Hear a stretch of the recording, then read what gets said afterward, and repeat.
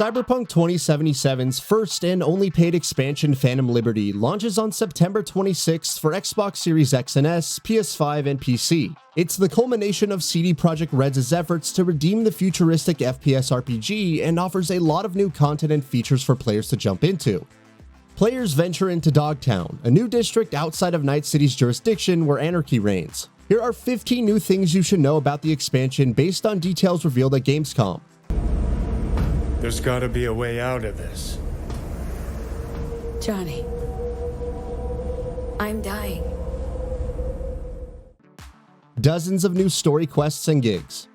After the spacecraft-carrying NUSA President Rosalind Myers crash lands in Dogtown, she becomes a target for Colonel Kurt Hansen in the Barcast. Meanwhile, agents of the Federal Intelligence Agency, like Solomon Reed, move to secure Myers, preferably with V's help. The length of Phantom Liberty's storyline hasn't been outlined, but CD Projekt Red has promised dozens of new story quests and side gigs.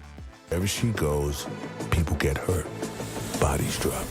Just want what Songbird promised me. The cure. New weapons. It wouldn't be an expansion without new weapons, and thanks to Dogtown's black market, there are all kinds of new toys to play with. Some illegal weapons outlawed in Night City include the Order Shotgun, a tech-type weapon, the Grit Handgun, which looks to be a machine pistol, and the Warden SMG. There's also sniper rifles like the Osprey and Resetsu, the Hercules, a special weapon that could be a flamethrower, judging by the nozzle, and a new katana. I'm ready. Get this show on the road. Over 100 new items. Overall, there are 100 new items that players can look forward to. New weapons are a given, but there's also new cyberware and fashion choices. Perhaps you could take some of the Bargas military issue armor for yourself, or look as sleek as Reed does. Time will tell. You've come to the right place. NCPD, gang wars, not in Dogtown. Redesigned perks. Perks have undergone a significant overhaul and will be available to all players when Update 2.0 launches alongside Phantom Liberty. Some of these include a new air dash, deflecting bullets using your katana, pull, which tosses a grenade and shoots it out of midair, and Deadeye for executing enemies in quick succession with headshots. There are some pretty cool choices here. New finishers. All this would be remiss if you couldn't finish enemies in style, and there are some new brutal finishers. Chop an enemy to pieces with Blade Runner, brutally chainsaw their heads off, kill an enemy and toss them into another enemy. There are several choices available and they all look great. Accommodating different playstyles. Cyberpunk 2077 made great strides in encouraging more specialized builds, and Update 2.0 is leaning further toward that. Game director Gabe Amatangelo recently spoke to Xbox On about how one of our big inspirations is that when you think about this world with cyberware in the dark future, you've got certain fantasies in minds of ways you want to play, ways you want to be. You could be a quick-moving marshal who wields a sword, a top-notch netrunner, a venerable Terminator, and more. So now we've got these abilities where you could pick up bodies and throw them. You can be right in the middle of the crossfire, and as long as you keep pushing that attack, you'll be regenerating your life, and you'll be getting into a fury state. Said fury state will reduce your health, but as long as you're attacking, you keep regenning health. Increased level cap.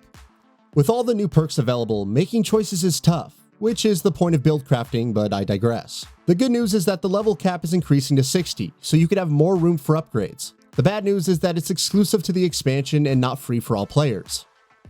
New Relic Tree details. The Relic Tree is also exclusive to Phantom Liberty and introduces a brand new skill tree with crazy new abilities. The recent Gamescom opening night live trailer showcased Launch Capacity Override, which quickly fires 3 explosive shots from your arm cannon, and Spatial Mapping, where you can teleport to an enemy and slay them with Mantis Blades. Limiter Removal allows for super strength while punching and can send foes flying, while Emergency Cloaking lets you activate optical camo in combat, providing a chance to escape. New Vehicular Combat details. Vehicular Combat is another new feature, available for all players, and lets you fire weapons from inside your car or on a bike. You can quick hack and slash tires while on a bike and mod vehicles with weapons like dual machine guns in the front. In Phantom Liberty, you can also equip vehicles with launchers, raining missiles down on enemies. Dynamic events. For those who finish Phantom Liberty's story, there are endless dynamic events to complete. These include new vehicle missions, where you steal vehicles for a fixer named Mama Wells. Some have objectives, like ensuring a vehicle is undamaged, further adding to the challenge. It promises to have many variants and to be infinitely replayable. Airdrop missions see caches dropping from the sky that you must race to obtain, fighting off any enemies after the same thing. Radical mods, Jim. Never seen anything like that on a non-maelstromer. New vehicles.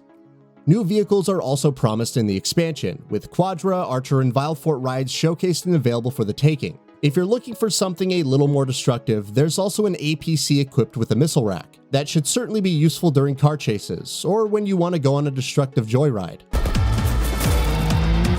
Your actions are illegal. Let me put it this way. No gun, no fun. Cyberware changes. Cyberware has undergone an overhaul and functions more akin to Cyberpunk edgerunners. Players now have a meter for assigning cyberware. While it's unknown if full cyberpsychosis will occur, you can get debuffs by going over the limit, as noted by GameSpot in its hands-on time with the Summer Game Fest demo. The cyberware limit will gradually increase over time, so you have more freedom to experiment. I can save your life. What's the catch? I need you to get to Dogtown. Overhauled Combat AI. Combat AI is also getting an overhaul, though it hasn't been explicitly detailed. We're hoping this means that enemies will be more intelligent and less predictable, flanking when they have numbers and rushing when you're weak. Based on how relentless the Barghests have looked, we may get more than we bargained for. Overhauled Police AI. Police AI is also getting an overhaul, and CD Projekt Red have detailed how that works. Players now have a heat level, which increases as they commit crimes and evade arrest. Police will pursue you in vehicles, trying to run you off the road and even create barricades to stop you. As the heat rises, they become more aggressive. You can evade arrest by running away from the crime scene and staying out of sight until the police are gone. Otherwise, they won't stop. There are different authorities to keep in mind based on your location. Night City PD patrols, well, Night City, while the Barghests patrol Dogtown and the Badlands are presided over by Maxtac. Time to tilt out. Maxtac mini-boss. What happens when you achieve max heat? Maxtac becomes involved, initiating a mini-boss encounter of sorts. There are several different archetypes for Maxtac, each with unique mechanics, and they should provide a worthwhile challenge for gutsier players.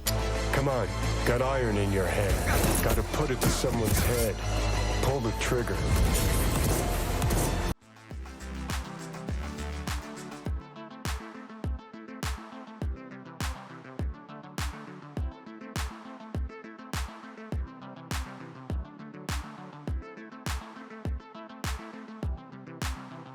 And with that, we reach the end of this video. Have anything to say? Let us know in the comments below. Also, we upload new videos every single day on Gaming Bolt, so please consider subscribing as it really helps us out. Thanks for watching.